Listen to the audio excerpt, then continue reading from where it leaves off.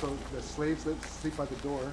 Whoever comes through the front door, they get it first. So the slave, once you hear the slave screaming, then you head out for the back door.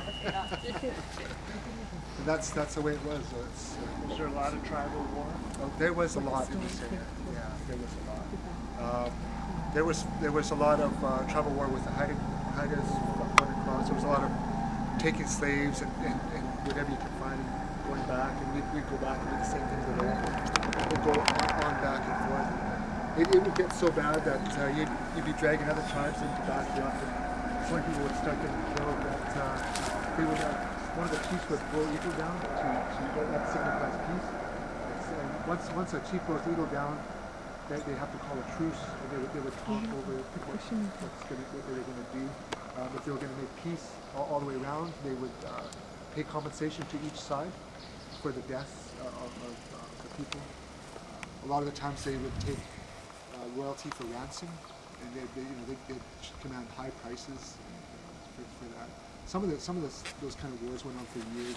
There was inter-tribal warfare too against what they call the 9 allied tribes. Now, even amongst ourselves, there was a bit of conflicts here and there. I've got sketches from guys at Port Simpson in the 1800s. There was a Hudson's Bay post up there, and everybody from the coast would come there to trade for muskets and iron pots and whatnot. It's got a picture of these hiders running for their canoes, and these Tsimshians are out there taking pot shots at them with their muskets. There's a few of them laying around, and so there was a lot of stuff like that going on. And as soon as they got guns, I mean, it was just brutal. It was just like slaughter. Oh yeah, yeah. And there was the place where I live right now is an old winter home for the Tsimshian people. At one time there was 10 allied tribes, but one of them went extinct from smallpox and that. So there's 9 existing allied tribes right now. A lot of them live in Port Simpson, the village where Mona and Leonard come from. My tribe came from there too, from the fort. But that was the reason people moved to Port Simpson. It was always a camp area, but the reason people moved there is there was a Hudson's Bay camp fort up at Fort Nass. But the outflow winds that came in the winter were so cold that the people that lived in the fort just could not handle it. Everything was freezing up. So the guy who was looking after the Hudson's Bay post was married to a big chief's daughter who controlled a lot of trade up both rivers, the Nass and the Skeena. And he offered part of his land to build another fort, which where Port Simpson is now, and that's where they built it. So a lot of the tribes would move there to be close to the fort for trading, and people moved from down south. People came from Alaska to stay there, and so there was a lot of stuff going on there. You had all kinds of, you had whiskey runners coming up from down south, all kinds of stuff. They had police patrols trying to stop them and stuff. So there was a lot of stuff going on in those days. So the missionaries came and took a lot of people from Port Simpson and brought them back to Metlakatla in 1862. There was a big smallpox epidemic that broke out in Port Simpson. So there was still a lot of people in Port Simpson left. My tribe was up there until the smallpox epidemic started, and my tribe took ourselves away from all the other people so that we wouldn't be exposed to it. We stayed in the bush up there, and then we decided to move to Metlakatla because Father Duncan was keeping everybody else out, so there was a quarantine in Metlakatla. So 300 of my tribe moved from Port Simpson to Metlakatla came by canoe and stayed there, which a lot of them live in Metlakatla, Alaska now. They followed him up there. Have relatives all over the place. So there's a lot of really interesting stories about stuff like this. My grandfather's mom came from a village just south of here, about 80 miles, called Hartley Bay. He used to tell me stories of Haida attacks on that village. There's one in particular where a woman was filling up water into a big bent box early in the morning. They used to carry 2 bent boxes on a stick like that and walk and get water every morning. But she had a big ladle, and she was ladling the water into the box, and in the water she could see in the trees there was faces watching her. And this is early in the morning. So she knew it was Haidas that were scoping the place out. So she just remained calm and filled up the box and walked back to the village and managed to warn everybody in the village ahead of time, so they were prepared. By the time they attacked, they were prepared, ready to fight them off. But there's other accounts where they were taken by surprise, and many people were killed and taken away, and a lot of people committed suicide off these cliffs because so many people. There's another account where the Jimsens down there captured a Haida princess, and they used to, as bait to lure the Haidas into a trap. They had her at a point where they knew they would be seen by the Haida, leading them into an area that was really steep, and they had a whole bunch of logs set up in the mountain. And when all the Haida canoes landed, they landed right below it. They pulled the pin off the pin, all the logs went down, and all the Haida. So there's quite a few stories like that. These are true accounts. We call them a dawa in our language. That means a true telling. It's a true story that are passed down. And there's lots of them. There's I could go on for. You guys would be here for a couple of days listening. So we'll carry on this way, folks. Yeah.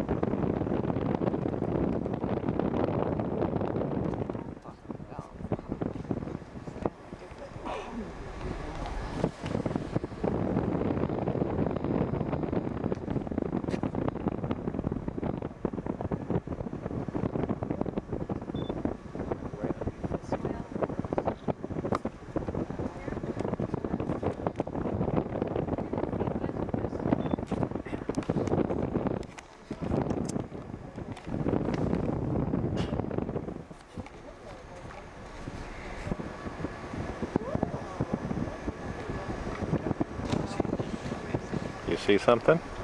About 30 seconds ago.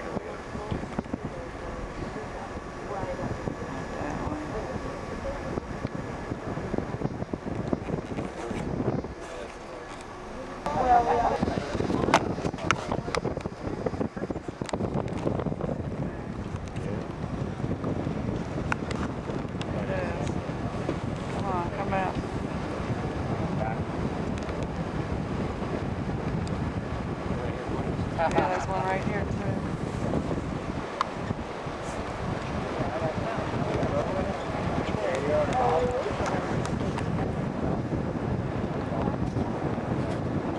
Oh, yeah. I can see them under the water. Those are orcas. I saw the black and white of. Whoops. They went underneath the bow. Those were orcas. Those were orcas. I saw them black and white. Those are dolphins. Huh? Those are dolphins. Dolphin orcas are much bigger. Huge. So there's dolphins that's black and white? Okay.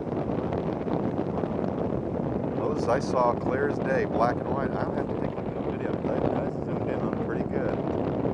Just as clear as day, they're black and white.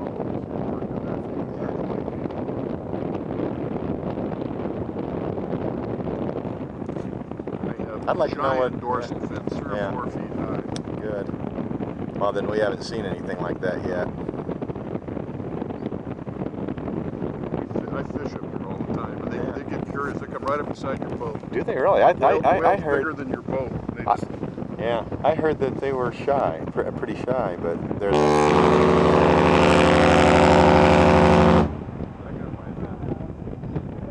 Yeah. I guess that's the warn that we're coming through, huh?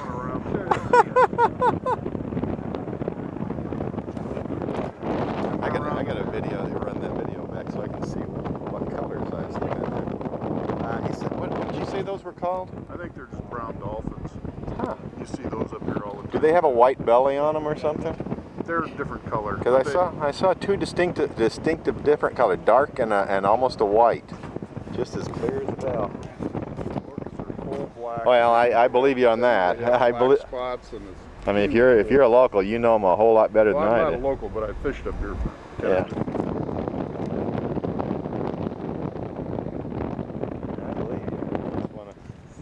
Those are, Look at all. yeah, those. Wow. Wow. Yeah, they heard the horn. Wow. Those Yeah, are you can dolphins. see them.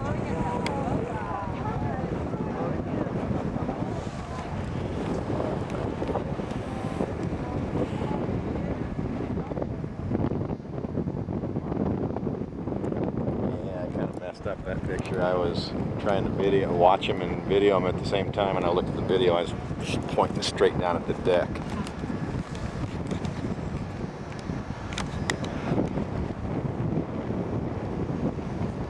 I sure would like to see an orca. I've never seen one before. Quite a few of them up in this area.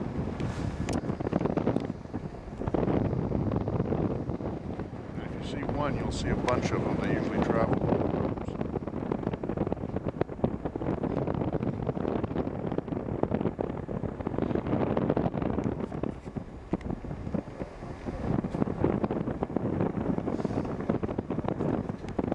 Generally see them coming from a long ways away because you can just see those big dorsal fins going up and down in the water. Yeah.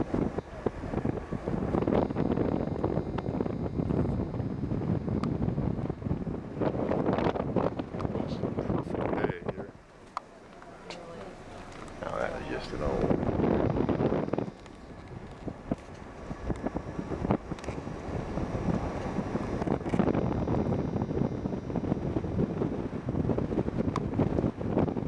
Yeah, this has been a great trip. Even the bad weather days.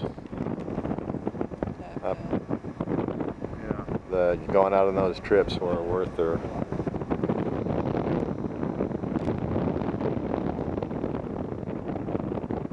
Sure did a good job. Everybody sure did. Yeah, that was amazing, wasn't it?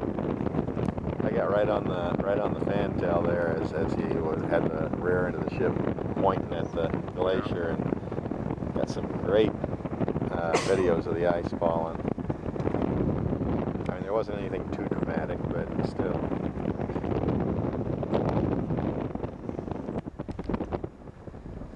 Yeah, there's something way out there.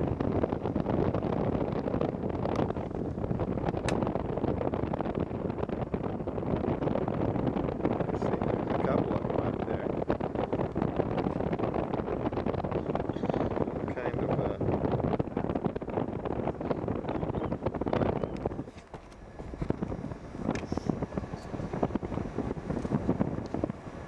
now the smaller ones porpoises, because when I was coming in off my from Hawaii into Everett with my son's ship. There's a bunch of dolphins over there. Oh yeah.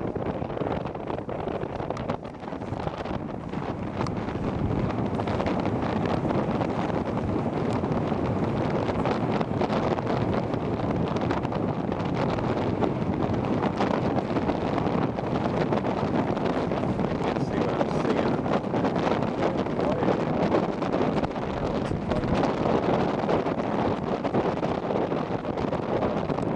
Yeah, when I was in the service, when our tugboat would go out to sea to meet a ship or a submarine, you could lay right on the bow and watch them sit there and ride the very front. Gutsy little things.